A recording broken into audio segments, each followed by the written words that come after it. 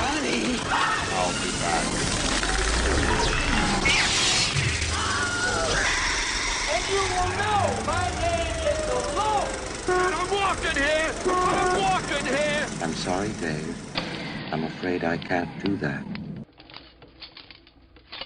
Groovy. So, MB. Yep. Would you want to live in the world of Green World? Would you live in the Green Room? Would I live in the green room? If you had to, is that a place you could live? I mean, if I had to, it's not really a choice. I mean, You get like cool music every day? That is true, but it's like you also just don't have a toilet. They could probably like have Patrick Stewart hand you a bucket in exchange for your gun. Wait, are you just describing the plot of the movie Room? MB, would you live Room? This is going in a completely different direction than I thought it would, but here's my whole scenario. Like, if I reached for the bucket, would Patrick Stewart then chop into my hand with a big gaping wound that I would have to do up with duct tape? Like, would all this just become a nightmare scenario? I can't say yes or no. That's part of the exhilaration of living in Green Room. I'm sorry, I'm still on Green World. Green World. You're actually asking if you'll live in the green from That's Swamp what I was thinking. No, Green World. It's the sequel that never happened to Waterworld. I thought you said it was a sequel to Green Room that never happened, where it's like it becomes essentially the plot of Lawnmower Man 2. But no, you got to following the naming convention. So there's Green Room. The next one has to be like Green Mansion, and then Green Taj Mahal. No, but I like the idea of Patrick Stewart becoming a racist computer virus that takes over the world, and then all of the punk bands have to unite to defeat him. That sounds so goddamn 80s. Racism is online. Oh my god, we've got a poster. Hello, what is everyone. this, a documentary? Welcome to Box Office Pulp, your one-stop podcast for movies, madness, Moxie, and Green Room. My name is Cody. Joining me are my co-hosts Mike, MB, and James. I am so glad you did not say the podcast for movies, madness, moxie, and racism. No, I draw a line. If anything, So far, we're doing the 2016 film Green Room today, not Green World. I'm sorry, fans of Green Planets. No, that's Blue Planet. I'm thinking of Blue Planet. Oh God! Can we just get to the? We have to get to the movie. You're all over the place. We were close. We were close to the movie. I was in a and your trajectory to hit connection's the screwing film. up, so that's good. Oh, really? Do you have Wi-Fi on your phone? I do. Turn it off. Okay, we'll go with that. All right, fine. On topic for Green Room. Let's try something a little bit different than normal, guys. Let's actually introduce people to the world of Green Room in case they saw our podcast, randomly listened to it, and they haven't seen the film. You say randomly or rambly? Randomly. Because Let me both enunciate. work with our podcast. It really does. Yeah, Who knows? usually. Someone stumbled down an internet hole and landed face first onto our podcast, and then now they're hearing about Green Room. Okay, here's an introduction to this podcast and to the movie Green Room. You are put into a scenario where you have no idea what's going on, and there's a potential that Patrick Stewart will show up and kill you with dogs. That is both this podcast and the movie Green Room. But podcast the movie will have more punk rock than what we can provide you. I'm sorry, but we do have our limits. On the plus side, we will have less neo-Nazis. So, good and bad. Less. Well, see, we have to discuss neo-Nazis since we're talking about Green Room. So, inherently, we get some. So is this just going to turn into the thing where we all have to test our blood to make sure it doesn't recoil in horror of people of color and other race? We just show our blood a photo of Sammy Davis Jr. That's the test. Someone puts it together in 2 seconds. And then one of us becomes a stop motion effect? I do want the folks at home to know that this podcast is a party and not a movement, though. And I think that's important. It's I like a party us just talking around the movie, not really talking about the movie. We started off by saying we're going to describe the film, which makes it seem like we're going to be spoiler-free. That's a lie. From this point, I'm drawing a line in the sand. There will be spoilers. Green Room dies at the end. I want everyone to know that now. So, way to ruin everything. So MB, you actually just saw Green Room today, correct? For the first time? Yes, actually not too long before we came on to record. So it's fresh in your brain. I want to get your opinions and thoughts on it. The rest of us obviously enjoy the film since we're willing to sit down and discuss it. But you were kind of dragged into this, so I'm really curious to see what your opinion is. Well, to start things off, I also want to make clear it's like for the majority of us, I think, this is actually the first time that we've seen it not too long ago. I mean, I think everyone had seen it before today except for me, but Mike, you had seen it very relatively recently. James, I believe the same thing. Cody, I think you're the only one who had seen it years, like back when it actually, or at least some time when it actually premiered or came out, right? Yeah, this was a bit of inspiration on Cody's part. I just kept bullying you guys into doing the show until eventually it happened. And I'm glad you did, because actually this ended up being a really interesting, like, there seems to be a trend now with a lot of movies where there's like the bottle film, where it all takes place in one set location and suspense and a thriller is built off of that. Like, you see that with 10 Cloverfield Lane. You see that with a lot of other films that we've covered in the past. I mean, to some extent, you even see that kind of with like films like Dread, where it's all just kind of built off of this premise of, okay, one location, what can you do and how imaginative can you get? And I have to say this movie is one of the more imaginative ones that I've seen, because it takes the idea of the one setting location and really plays around with the world around the location. It makes the location itself almost seem like a world into itself, because it has a lot of, like, obviously it has all this, neo-Nazi propaganda that makes everything really unsettling and uncomfortable and off kilter to everything literally everyone does, because you can look 2 seconds away and it's like there's a swastika behind them on a wall or something. There's heavy rock music playing. It's just this atmosphere that's very unique, but at the same time it plays on horror tropes that are very familiar in a new way, which I thought was actually really kind of inventive and clever, because this is a setup that is very familiar, but also one that I haven't really seen done in a film like this. I haven't seen the road trip band type of scenario play out in a way to where it becomes what it becomes. Like, usually whenever there's a movie like this, the setup is, someone gets injured very early on, or someone has to go somewhere very early on, and then the rest of the film, they have to stay within that confined space. Like, even in Dread, they go to Mama's complex very early on, and then most of the movie takes place there. This movie feels like most of it takes place in and around the actual green room, but the green room itself is still integral. And it still manages to feel like a bottle movie, which is interesting because it's played up as their fortress whenever they have to defend themselves. It's played up as their safe space. They're the place where they actually have the most control. Whereas outside, literally every corner you go to, you have an absence of control, because, Patrick Stewart has his goons, and then there's roaming dogs and like all these things that could come out at you like a weird urbanistic haunted house type of scenario. And the actual green room itself is a bunker. It's above a bunker, and it's also just that space is one that they get really creative with. I really loved particularly the scene where Pat and Amber actually managed to make a trap out of the green room and lure like 2 of the neo-Nazis in, and managed to make this scenario play out to where you think it's going to go one way. It goes a completely different way. That messes up. It goes a completely different way from that. And then the resolution actually ends up being something that you did not expect at all, and ends up with what I really, really love, which is someone technically died in this movie by way of couch.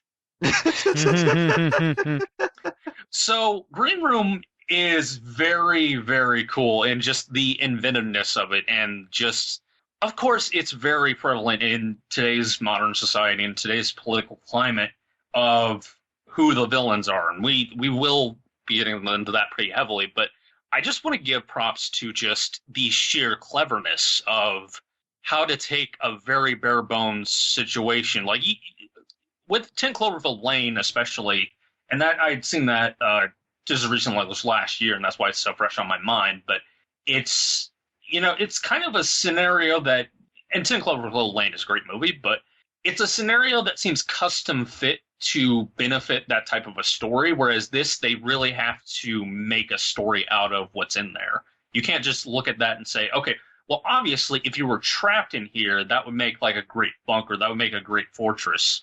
They have to make a fortress out of, couches. They have to take the bunker and just kind of play around with it a little bit to make it more palpable for their needs. They have to do very bare bones and basic things to keep themselves alive, barely succeed, and then manage really only to get victories in very human ways. Like, they don't manage to get over the top with it. Like, the most over the top thing that anyone does at any point is Pat holds a microphone up to a speaker and that gets the dogs to stop attacking and run away. Like, that's the most out there that the movie gets, apart from just the sheer gore. Yeah, it's a really kind of a chess dodgeball type idea where they run out of their trenches to the front lines, get set back, and have to retreat back to the green room multiple times. They can never get out of that space, and it's fascinating because they don't want to be there. They really don't want to be there. It's a bad spot, but it's the only spot that's safe. So what do you do at that point? And I love the complicated back and forth because the villains can't leave them there. If the neo-Nazis leave them in that spot, they can get in a lot of trouble. People can find out exactly what they're up to. So they have to somehow route these guys out. So it's a lot of a Mexican standoff kind of thing. Like, both sides really do have some leverage, and it's not a good situation for anyone, even though it seems like Patrick Stewart holds all the cards. And it does very much feel like there's a villain in this that is completely on top of everything. He's 2 steps ahead of literally every question anyone asks of him. And it still feels like they're desperate. It still feels like this is a situation to where they're literally on a time crunch, which I thought was really genius of the script, because they could honestly just, if they had held themselves up, then the villains might have actually been taken out just by the cops eventually, getting wise to what's going on. And I like the fact that they're acknowledging that, and the fact they bring attention to that several times. And Patrick Stewart, like, his final scene is just him trying to set up the murder scene that is hastily being thrown together under his direction. But, he still is clever enough to come up with that. It just has to be done by this, by the fly, essentially. Mm-hmm. And if you listen to the commentary, the director does kind of touch on the fact that most movies try and get away from the minutia of those type of things. Just in this case, Patrick Stewart actually carrying out his plot. And he didn't want to go for that. He was fascinated by it, so he wanted to show those little moments, like when they're going through the car looking for, going through the Ain't Right's van, trying to find something to use against them. Or one of my personal little touches in the film, when they're all waiting around trying to figure out what to do next and let the dogs in, Patrick Stewart stops mid-sentence and goes, "What did we forget?" And then it cuts to the band trying to leave with their new accomplice, who then gets shot in the head because Patrick Stewart figured out just a split second before them what their plan was.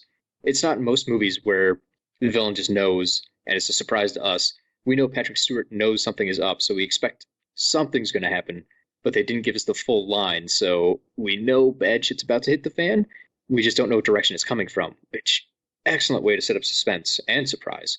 There are also a lot of really cool misdirection moves where you see one of the members of the band crawl out of a window and you think, oh my god, did he just find a way out? Immediately gets stabbed, just viciously stabbed. And it's not even, it doesn't really hold on it and make it a gore fest. It's just, he just gets killed. That's it. He's still breathing, and Stewart just says, to just let him bleed.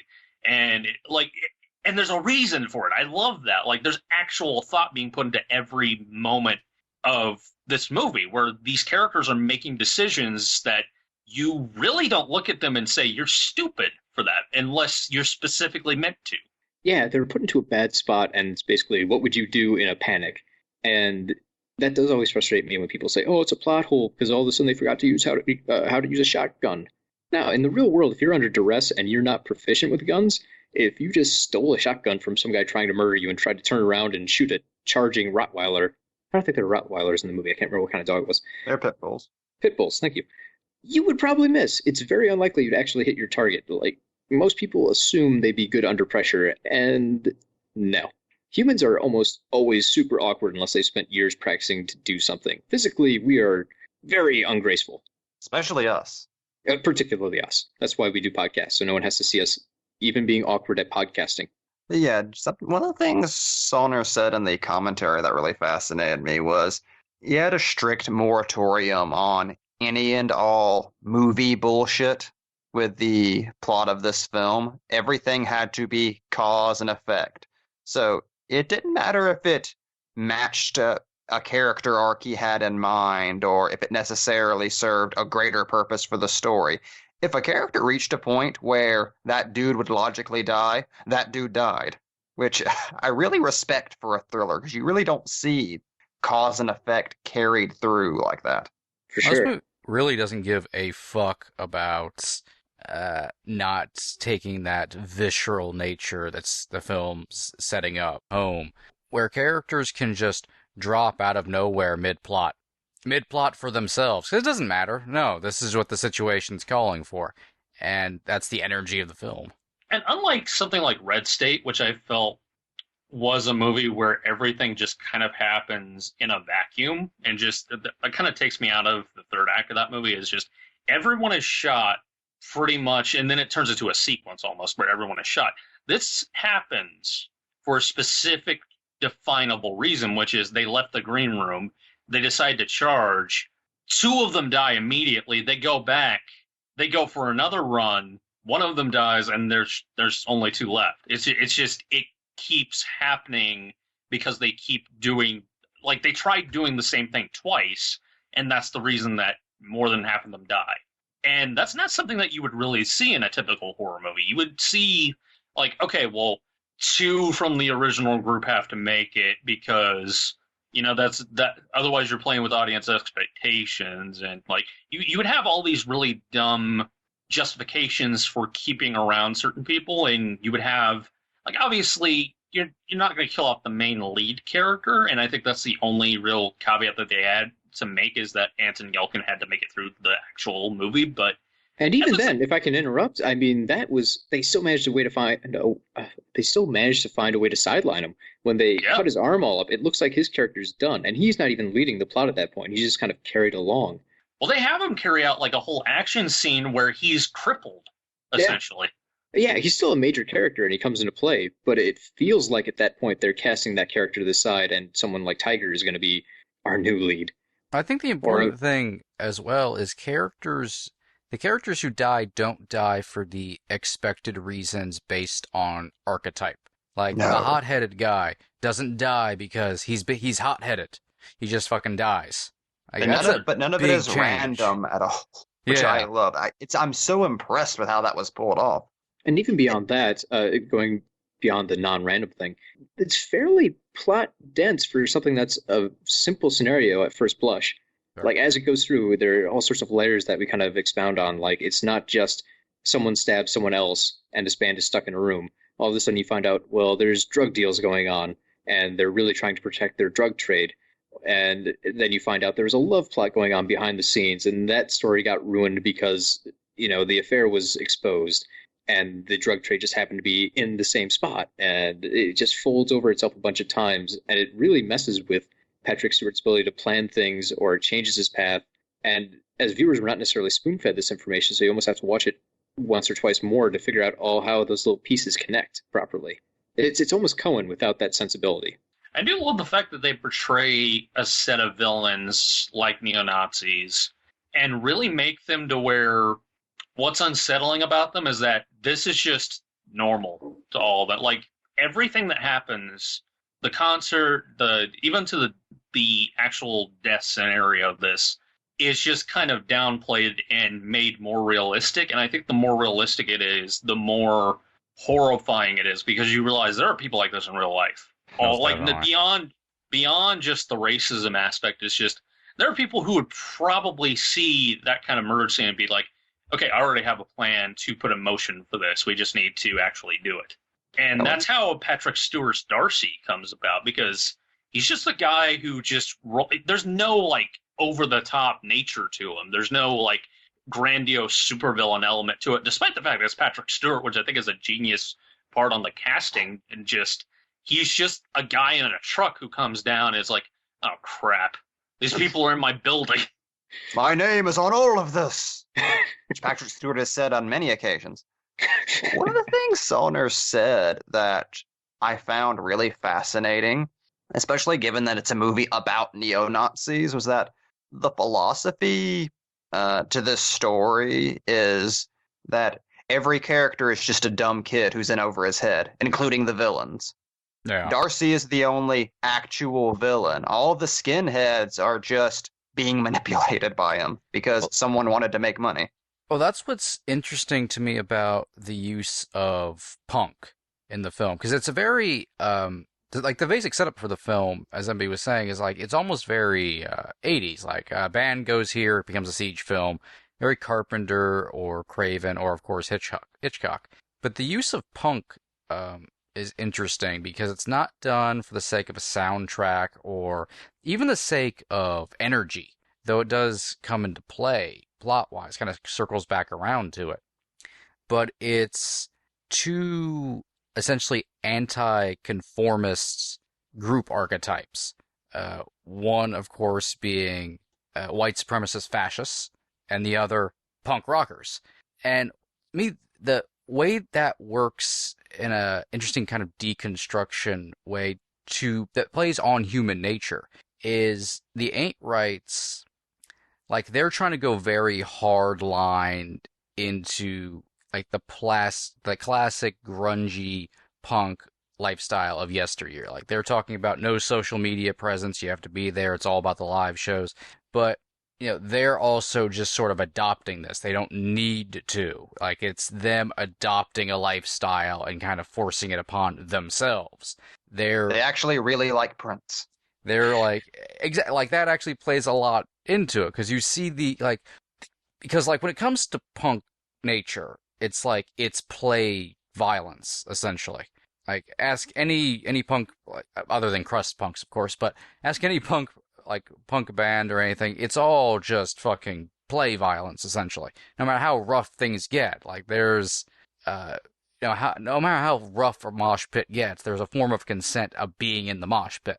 And then you see that butt up against real violence, and then you see, like, real visceral, hardcore violence. Like, I love how the effects are played in the film, not for shock value, but to like bring this point home, is you see that punk mentality melt away and you get the real people underneath, because like that shit's done.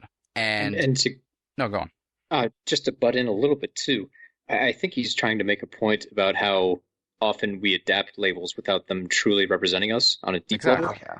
I mean, you got these guys who claim to be hardcore neo-Nazis, and they talk all throughout the movie about we need a true believer. And there's certain characters who get to points where they're like, no, this isn't about me. The whole thing is kicked off essentially because one of the girls thought it was more important to run off with someone she loved rather than be a part of this movement. Amber even talks about how she's not really part of it. It was just convenient for her, is what she was around. Even though everyone wants to label her with it, she doesn't want to associate with it anymore. The kids, I mean, like you mentioned, they're actually fans of Prince. When it comes down to it, most of them are not hardcore punks. It's just kind of something they have to adapt to because that's the expected label. You see it in the apartment when they mention, oh, this guy's the real deal, and someone else gives him shit because he wakes up at 5 a.m. to put jizz in his hair. Like there's so much attention just to the superficial aspects of being punk that they don't quite understand maybe the deeper meanings of the group they're in. And which is something you can definitely look at it with Nazis. Like, do you guys really appreciate the horrible shit you're saying and doing? You're or is really it just big because fan you're of in a brotherhood? Or is it just because it's convenient and you've got people that can support you in this group and it's a brotherhood? Yeah, and more so even than the Nazis that turncoat. This point is like illustrated beautifully just at the end with the dog coming back, which you think is going to be this big thing, and it just lays down with its dead master and is sad. It's like, oh, this is kind of about nature. This movie, like, with all the moments that you're talking about and just moments that are replaying in my head, this movie does a really good job of taking a lot of different just expected roads and completely flipping them, like pretty much at every turn. Early on, there's a scene where I think Tiger or Reese, one of the dude, I think Reese is in the back of the van, and he turns to Pat and he says, there's something I got to tell you, something that I have never even told anyone. And he just lingers on him, and Anthony Elkin gives like this dramatic look, and it's after they've had like this sprawl with this one dude who kind of stiffed them on a gig, and he just farts, and they just laugh about it and just drive on. And while that's just kind of it's a comedy moment, it's just kind of there. That sets up the tone for the rest of the movie where, okay, Pat decides when they get to the neo-Nazi place that he's got a stupid idea and he's going to carry it out. And the Ain't Rights sing an anti-Nazi song to the neo-Nazis. And then they continue on with their concert. You think that that's where the conflict is actually going to come from. That's where my head was, is that that's where the conflict was going to be, and that's where everything was going to go wrong. Well, they were just going to let them go anyway. Nothing bad really happened because of that. It's a murder happened. Like this movie does such a great job of just playing on essentially your detective vision for movie plots and just saying, oh, you think this is what's going to happen? Well, normally in a normal movie that might be the case, but we decided we want to do something different, so this is a completely different scenario that is almost more realistic and more horrifying for that. Like Mike was saying with the kills, they aren't lingered on. Like, none of the gore is lingered on. Like, people get their throats ripped out by dogs, people get their faces shot off, and you see it for a split second, but that's it. It's just a split second because it just happens. That's not the point. The point is that they died. The point is that they were murderers. It's not that they had their throat ripped out and look at all the blood and that's cool. Yeah, essentially, it's all the stuff that you would expect out of a horror movie, just completely taken and just given a shake, and essentially saying what are you doing? Do this more cleverly. Well, you see that a lot in Saulnier's last movie, Blue Ruin, where anytime violence is used, it's used to show how horrible and evil it is to hurt another human being, which I really appreciate.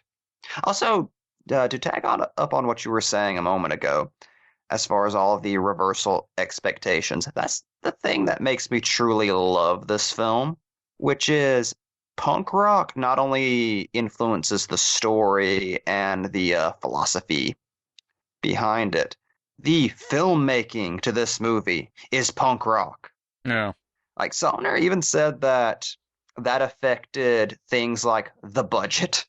Like, part of the reason you barely see Patrick Stewart is he was really tickled by the idea of spending all this money on Patrick Stewart and then just hiding him for most of the movie and sometimes just showing his voice. Which also, it works so well because it influences the fact that you don't need a meetup between the kids. It wouldn't make sense. The kids should be confused, and this guy should be mysterious to them, this evil voice on the other side of the door who orchestrates their doom. You don't need them to see eye to eye with Patrick Stewart the entire movie and have a face-off moment. And even when you do, you get the whole line about, you were a lot scarier at night. Because he's just a sad old man. Yeah. There's this great moment where Darcy's talking to his goons before the club clears out, and they just pass by a live rock show that's happening in progress. And Saulnier said he intentionally set that up and spent all of that money, set up that scene, so you could see it in the background for a split second and then move on, because the movie is too punk to pay attention to expensive things. And I fucking love that. Nothing but pure irreverence for production value and star power must be shown. What I love about that scene, too, is just I kept picturing in my head what Patrick Stewart was like on set that day because he had to pass loud music and he's old. How annoyed must he have been that he had to do multiple takes where he's just walking through a live punk performance? Which, I don't know Patrick Stewart personally, but I don't think that would be his musical preference, though I may be surprised. You'll never know him now because you ticked him off. He's probably been trending. He's like, look at this fucking idiot. He was going to be on the next episode. Oh, MB. We were going to talk about the Emoji Movie. I wanted to talk about... Oh, well, nope. Emoji Movie would come first. Definitely first. But yeah, just the mental image of Sir Patrick Stewart and Charles Xavier just going through this setting. Like that's part of the hilarity of this is just it's so against type. Like even the casting is punk because Patrick Stewart is just so against type of the kind of character that this would be. This would normally be like a Peter Stormare type or someone who really chews the scenery or something like that. This is the most understated I've ever seen Patrick Stewart play a character. Oh, it's mumblecore Stewart. And to harp on the punk rock thing just a little bit longer, can we just reflect for a moment on the sheer brilliance of the end of this movie where the remaining member of a punk band says, fuck, we don't actually know how to fight. Let's just crazy pretend punk rock fight our way out of this. Exactly. And it works. That's fucking anarchy in the USA up in this bitch. So I'm just gonna cut my hair and start screaming with a machete for no reason to confuse them. And that actually happened to Saulnier, like the paintball story of them fighting the Marines and deciding, oh, we have to pretend fight our way out of here. That just happened to him. Like a lot of stuff in this movie is just shit that really happened to Saulnier in his life. Like the Nazi punk band in this movie is just a real punk band he used to tour with that scared the shit out of him. Memories. Like I said, a lot of the violence in this movie is just horrifying, violent images he's had in his head since childhood that he was trying to exorcise out of there. Like the murder that instigates the film is just a prison shanking he saw on a late night cable documentary once that gave him nightmares for years. Because Saulnier definitely, like we said earlier, just that's a dude who knows and respects how fucking horrifying violence is and understands a movie's capacity for not just like showcasing something like that, but really making you like think about just how desensitized you've become. Oh yeah, it is so rare to see someone who actually takes a look at violence and approach to violence in the way that it's meant to be. Because I would say like 99% of everyone working in the industry sees violence as just, oh, it's just a thing. It's just a part of, it's a storytelling tool. And that's the way the audience is too. It's like, that's kind of what makes this movie perfect is just like a spring trap that you can set onto any potential viewer because they're used to a certain level of violence and a certain portrayal of that level of violence. They don't expect it to be treated as bad. They don't expect it to be treated as something where it's like you can just kind of laugh off or just kind of enjoy in any way. It's just, it's there. And it leads to bad things that happen to the characters that you've built up this entire half of this movie really liking and really appreciating because they're portrayed as likable. Like, there's no real unlikable member of the Ain't Rights. So whenever one of them is killed, you actually feel it because it's just, that was the death of someone that you were actually just, you were fond of and you really like the presence of because each one of them contributes something in their own way to the group dynamic and kind of gives their own cut. Like, even the guy with rage issues still has something to contribute at the end of the day and something that's useful and very positive in this situation, which is he holds the dude in a headlock. Like, it's so interesting the way that the characters are just kind of made to be like these characters that no one is really necessarily the out of the guy. Like, no one's a character that is obviously not meant to be within this group. Oh, the stock douchebag who Jason kills first. Yeah. I feel like we could spend, and probably will spend, a lot of time talking about purveyors of violence and the people that believe in those violent philosophies. But before we jump into discussing Nazis, I do want to make one quick return back to the idea of this film taking the ideas of punk and applying them in actual filmmaking techniques.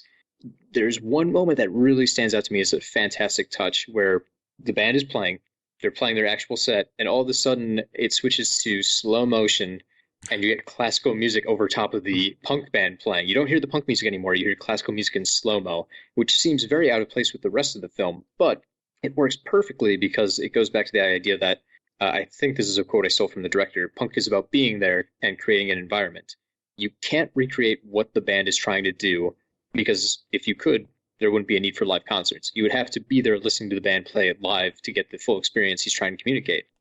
So what he does instead is he gives an impression of it by going the complete opposite direction. He slows down time. He changes out the music for something very euphoric. And it gives a great insight into maybe the rush that these characters have, or the feeling of performing that isn't just literally portraying them doing the thing. It's the closest you can get to maybe feeling what that environment would be. Exactly. And I just thought that was a brilliant way of doing that. Plus, it's a great sequence in just taking a moment to show the beauty of music and how it completely changed that, tense situation with the Kennedy song playing, and then going to that, and then everybody just sort of coming together despite their complete different ideologies that are going on. See, really, that should have been the movie right there. They're just immediately murdered after singing Nazi punks fuck off. And before we do get into the heavier stuff, because I feel like that's kind of a road that is just kind of inevitable, I do really want to take at least a portion of this and devote it to the fact that, God, it is such a tragedy that Anton Yelchin died right after this, because this performance that he puts into this movie, and I've been a fan of this dude for years, like beyond just Star Trek and all that. Like, I even loved him in Terminator Salvation. I loved him in, like, just Fright Night Forever. Yeah, pretty much every time he showed up on screen, it was just kind of a delight. And this performance, particularly in Green Room, was easily one of his best of his entire career. And it's so understated, but he gets to play it to where it builds and builds and builds and builds over the course of the film, because he starts off very everyman, and that's really the appeal of his acting style. But he also gets to go to places in this that feel very different and feel very out of this character's comfort zone. I really loved how he put pretty much everything he had into every single moment of this performance. Like, you feel like this was tailor-made for him in a way. And I'm not just kind of saying that because, of course, now he unfortunately passed in a freak accident. But just looking back on this, and with perspective that he's not with us anymore, it's just like, God, it's like with Heath Ledger all over again. It's just like, what an insane loss, because he was just so insanely young at the time. Because all you can think about is, like, what amazing performances he would have turned in the future, because he was going to. I mean, and he was so young, too. He had so many more years to develop his craft, and it was already at a high level. Oh, yeah. It can't be overstated enough just how much he elevates this movie, despite playing a role that, honestly, he's not the hero. He's not the hero archetype. He's not someone who steps up to the plate and is someone you really root for on any, like, macho level. He's just he's there. He's just kind of a kid. And he's just a kid put into this situation, and he just has to do the best of what he can. And Yelkin just brings so much to that could have been really poorly handled under a lesser actor. I think it says a lot to the credit of Anton Yelchin's performance in this movie that he was only supposed to cry once at the very end, and it was supposed to be a really quiet movie cry. But Yelchin got so damn worked up in these scenes and embraced the reality and the horror of that story that he cries several times throughout the film, just on his own with no direction, because that's what you would do. That's what you would do in that situation, and he got that. Yeah, it's just like when he's cut with the knife and he's just sitting there weeping because, God damn, he almost had his arm cut off. One, that's a very honest reaction. I feel like I would probably do the same if someone almost amputated my arm. And two, really, how often do you ever see the male lead of something that's ostensibly an action film do that? Yeah. And not in like a mocking way, just kind of as a, yep, that happened. That's a human reaction kind of way. What an auteur. Like, dude was a star. What a loss to this generation of cinema. Like, such a devastating loss. Yeah, and it's only going to make this film more legendary as time goes on, because of course nobody knew what was coming on. Of course nobody knew what was going to happen to Anton Yelchin, but it really plays like a movie that is his true swan song. It really plays like a full display of what he could do and what his talents were and how he could elevate material so well that in a way, I'm kind of just it's kind of comforting to know that this movie was one of his very last projects, and he went out with a high, because I feel like this movie is just the ultimate kind of tribute to his body of work. And he got to go out as an action hero. He did. He got to go out as Odin himself. Yeah, obviously, rest in peace, Anthony Nelson. It's just, it's almost like kind of beyond words, because when you watch it, you kind of feel it. Even it's just kind of it's an all-encompassing experience, which is something that really made me even like the film more than I would have already just watching it cold. Another thing that made it interesting to watch is when you take a look at things happening around us in the real world. And, oh boy! Now that you're all sad, how about Nazis? Yeah. Can I just point out the Blockbuster Video style summary for this movie is a group of millennials have to head-on confront Nazis after initially laughing at them and not taking them as a serious threat. Oh, if only that were fictional. The amazing thing is this film was made 2015, I want to say, and it kind of did a slow rollout. A24 picked it up. So it was a long process to come out. All this stuff was not made with the idea that we were going to have giant protests in this country over if you should punch a Nazi or not. That was not on the radar in any way, and now all of a sudden it's become very topical. And we're sitting here with this movie about punks versus Nazis and Nazi ideology and how people are being used by a charismatic, power-hungry leader on the top and basically used up and thrown away. One section that really catches me in the film is Patrick Stewart is talking to one of his men, and he holds up a piece of evidence that he's found that was supposed to be destroyed. And he mentions the fact, hey, this was before your time, before you were a true brother. This is when you're still handing out pamphlets. Last Easter, which in my mind just makes it seem like he goes through people that goddamn fast that a year is a long time for him.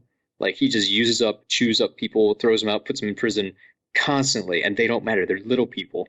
And all it does is promote the head guy's ideas and his motives. So racism really isn't what Patrick Stewart's all about. It's just a great way for him to control the under people below him. And it makes him more powerful, so he just uses that as a program to lash everyone to his will. Yeah, I find it fascinating that other than some casual old white guy racism, Darcy's not really a Nazi. He just knows Nazis are useful because they're dumb.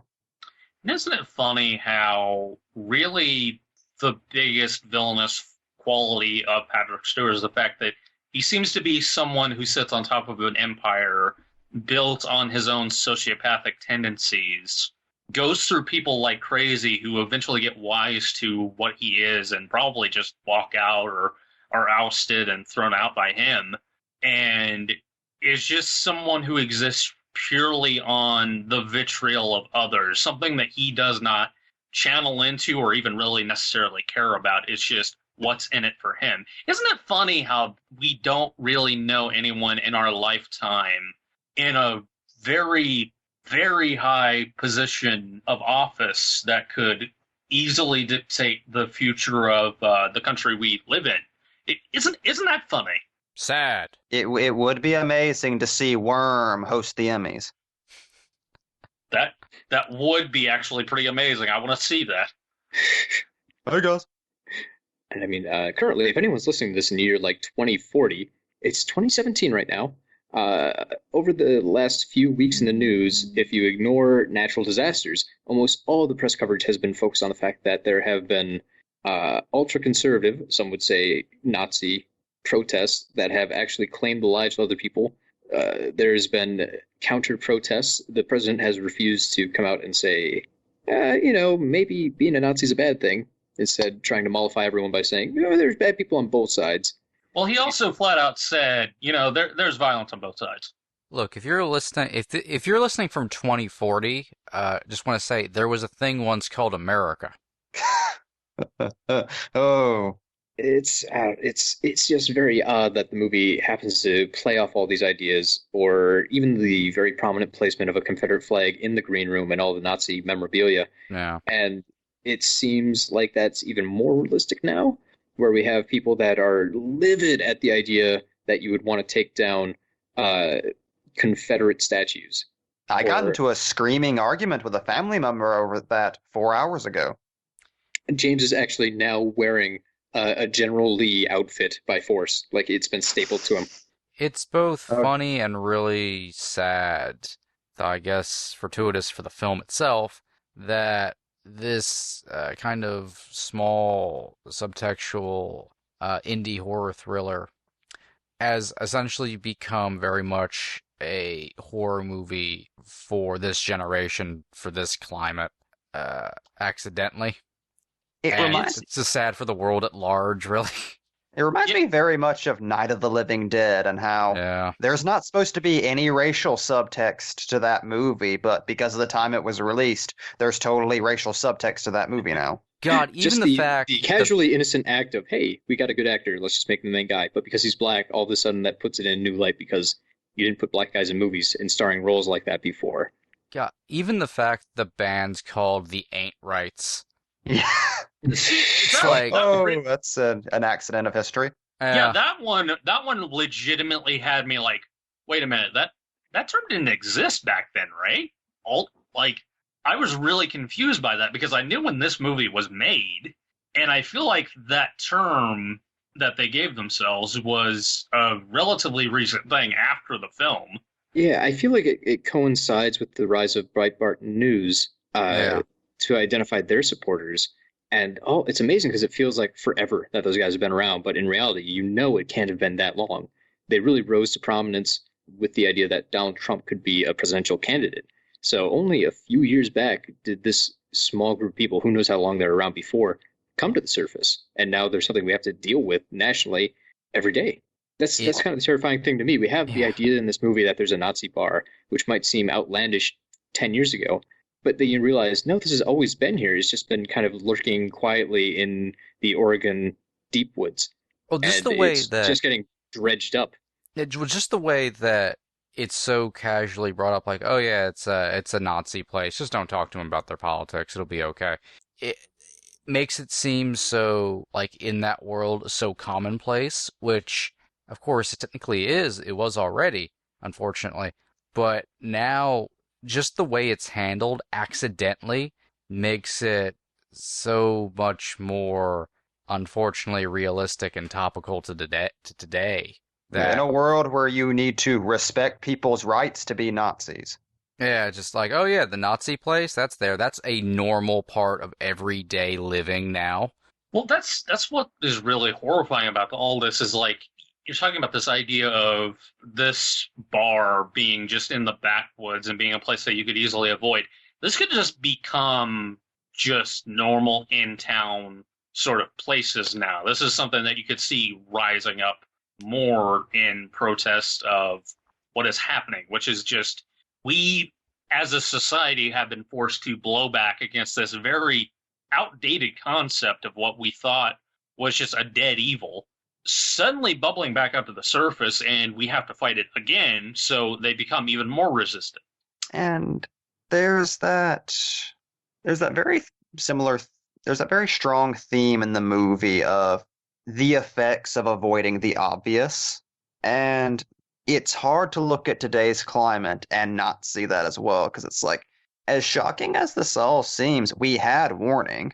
I mean, look at the internet over the last 15 years. Like, we saw an increase, we saw a slow indoctrination of angry young white dudes with like the men's rights stuff and like the birther movement and the Tea Party. And it's like, we saw a million little pinpricks of something horrible happening, but it took all of those splinter crazy white people groups to come together over the past 2 years for America as a whole to say, oh shit, we're in a nightclub with Nazis and there's no way out.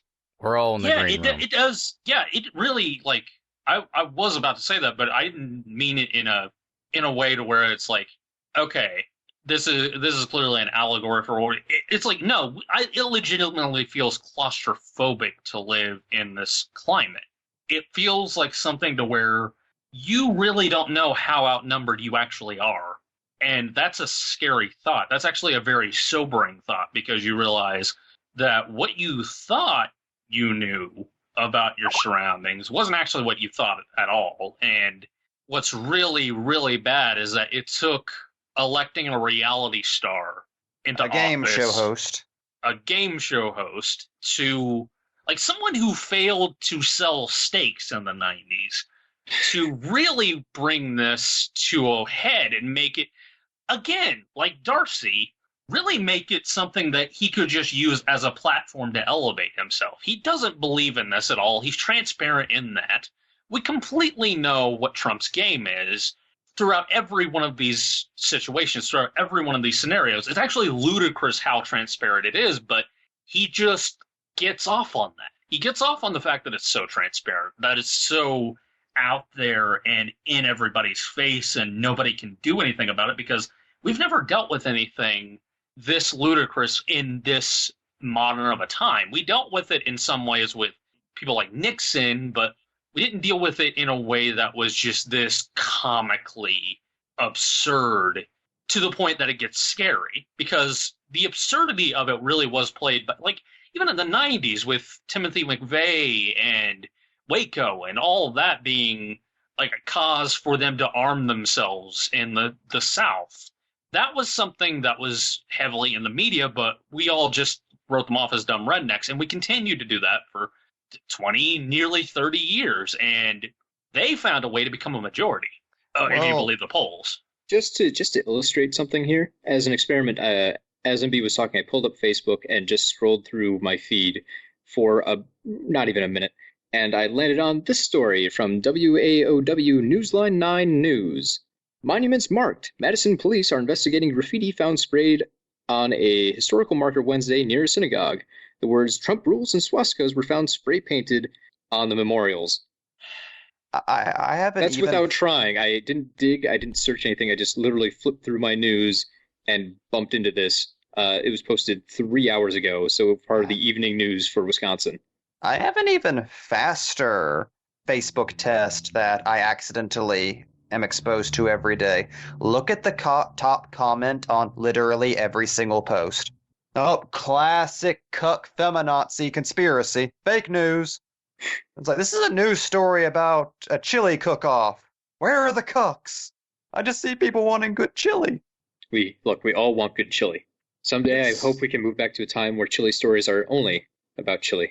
I think it'd be in poor taste if we didn't at least mention the fact that we are several weeks out from the Charlottesville riots, and the fact that someone was literally killed during the midst of tiki torch wielding idiots who decided that because a college was rightfully going to take down a statue of Robert E. Lee, that they were going to protest their right to history. They felt as if their history was being taken away for Confederacy. Yeah, it's not like they lost the most encroaching war that they've ever been a part of and have been pretty much irrelevant for the last century or so in terms of their standing in moral society. But okay, I was prepared to lose our Nazi fans, but now we're losing the entire South. Good. They go hand in hand at this point. Well, as somebody who's lived his entire life in the absolute under toenail area of the South, I can say it. In the past few years, I've had to re-examine a lot of stuff I've been immersed in my entire life. A lot of stuff that seemed very, very commonplace because it's so ridiculously ubiquitous. Like things like the Confederate flag being everywhere down here, and the never-ending refrain of "the South will rise again," which just means eventually we're going to have an armed insurrection of the United States and we're going to reinstate slavery. That's all that means. Yet that phrase gets tossed around like it's hello. I think it says a lot about the movie Green Room that in looking at this movie where a lot of horrifying things happen and people are shot, people are, as said, they have their throats ripped out by dogs. There are people who are just eviscerated throughout the entirety of this movie. Even the lead doesn't come away unscathed. The thing that horrified me the most about this and had me have the most visceral reaction was noticing whenever they first entered the green room, there was a bumper sticker on the wall that read anti-Nazi equals anti-white, because the amount of times I have heard that in the past year and seen that in comments and places that you wouldn't ordinarily expect to just see that. Like James was saying, you see that on literally every talking head for any major story anywhere, no matter what the topic is, no matter what the subject is. That kind of sentimentality is just unfortunately very relevant, because that is actually something that people actually believe. And there are too many of them now for us to simply say, oh, well, they don't matter. They're just wrong. They actually do matter. They're still wrong, but they actually do matter because they are all around us. It's just like the movie. It is literally just, we're in a tiny room. They're in the hallways outside waiting with their pit bulls. And all of those cyber bullies on Twitter have a president now. Who's with them on Twitter? I feel like this is a bad time to promote the fact we're on Twitter, but we're saying it a lot. At Box Office Pulp. If you If want to you're fight, a Nazi, please send us complaints. if you want to fight neo-Nazism, follow us on Twitter, and also Register to vote. Yeah, do Yeah, that too. that- Please find your polling place. Go register to vote. It's Actually vote for vote. everything. And That read stuff about is what you're bull- voting for. Actually, I voted out of spite, and it was very promising. I voted for a dead person just so some asshole couldn't get in and push out public funding in favor of private schools. But that's my personal politics. Voting out of spite's fun. I recommend everyone do it. Anyways, you wrote down poll, didn't you? no, I should have. I voted for an actual dead woman because if she won, they basically the council she was a part of would just elect somebody themselves to put in there, and I trust the council much more than I trust the people running in this election. Anyways, please do your homework. Vote in every small election because those build into big elections and have wider impacts. If you don't concentrate on what's happening in your neighborhood, you're really shooting yourself in the foot. Everything ground swells. Bottom up. Box Office Pulp recommends getting involved with your community. That was the most wholesome thing Box Office Pulp has ever said or believed. Box That's the Office one Pulp thing- wants to see the downfall of humanity come at your own hands. That's not true in this case. I feel like Box Office Pulp is fine with the downfall of humanity in different scenarios. Like, we want it to be something cool like outer space vampires, not what we currently have going. Wow, even Box Office Pulp guy hates Nazis. He should. Box Office Pulp guy just doesn't want the competition. Box Office Pulp guy has a complicated, dark history that involves Nazis. It's too much to go into at the moment, but trust me, I don't care for them much. And you know what's going to happen if you don't get involved and if you continue to just ignore the Nazis at your doorstep? This movie will happen. Green Room. You will watch Alia Shawkat die. She will not be back for the next season of Arrested Development. You will live Green Room. I see what I did. Full circle. I got will be in Green World. Oh, we I'm circled sorry, back but around in to this- that horrible thing. That was the And most in this- coherent ending for a Box Office Pulp ever. We all have to leave immediately. We can never come back. Goodbye, everybody. Fuck Goodbye, Nazis. everyone. Goodbye. Fuck Nazis. I Fuck can't say any better. Nazis. Fuck the alt-right. Fuck Trump.